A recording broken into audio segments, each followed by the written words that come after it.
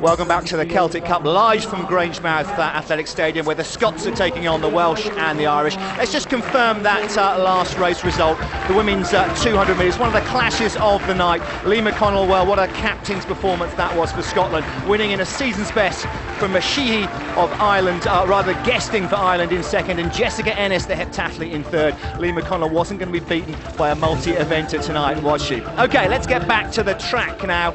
Next up, it's the men's 1,000 metres. Thank you, John. Yes, 2.5 laps of the track for these 8 men in the 1,000 metres. 2 track events so far and 2 victories for Scotland, and there's a good chance of it here in this one with Graham Aldney for the Scottish squad, the 22-year-old in very good form this year. 147.7 already. That's the favourite, perhaps on paper, the Northern Irishman, James McIlroy. 30 years old now, McIlroy. His personal best, 2:15, is of the highest world class, but he's not been in great form of late. That's McIlroy of Ireland. McIlroy only 1:51, his personal best. There's Aldney, very classy performer, it has to be said.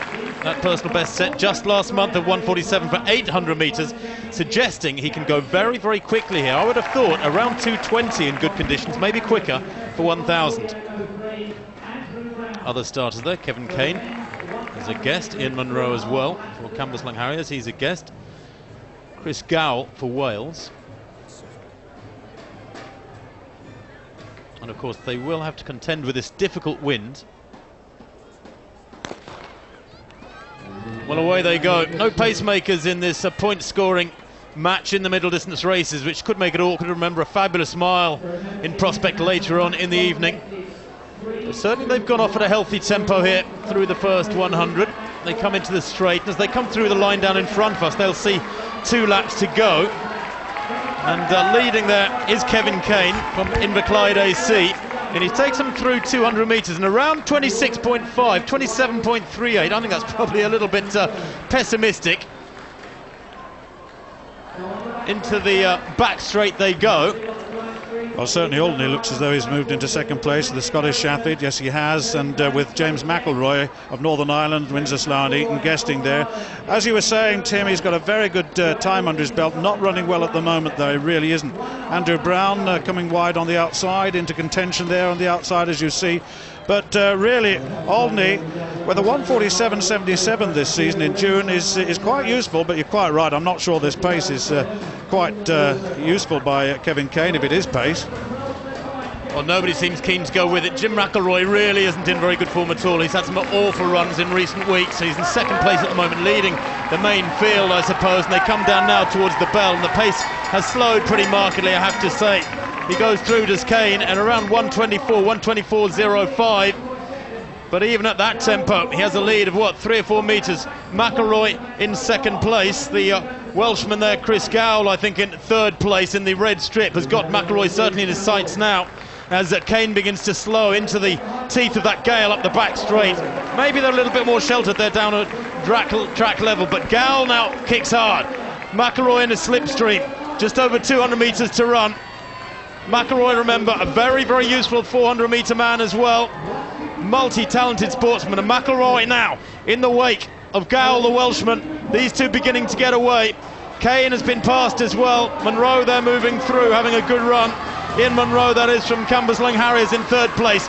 But it's still the Welshman, Gow, leading. McIlroy trying to challenge and gets past him. McIlroy leaves it very late. 40 metres out and coming through as well.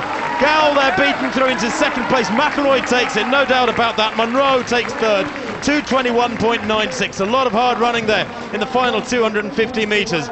But Jim McIlroy, well, he might not be in best of form, but his tactics there were up to the test.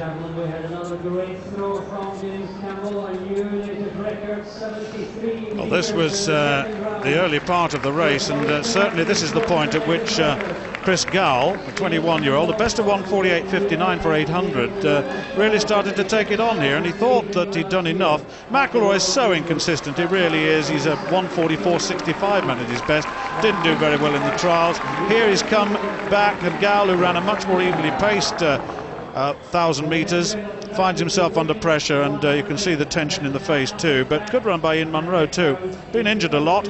He's 23-year-old, but McIlroy, though, he wins this one, and I just wonder what his thoughts are about it. James, that was a tactical masterclass. Well, that's the first.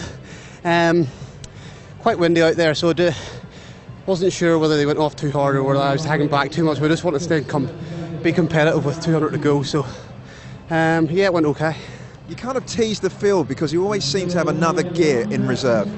I don't know about that there, but I was, I've went out a lot of the races very hard this year, so I said this one I'm going to hang back. I'm trying to be more tactically astute. Well, you came away with a victory. Great work. Thank you. Yes, that was a great one. A really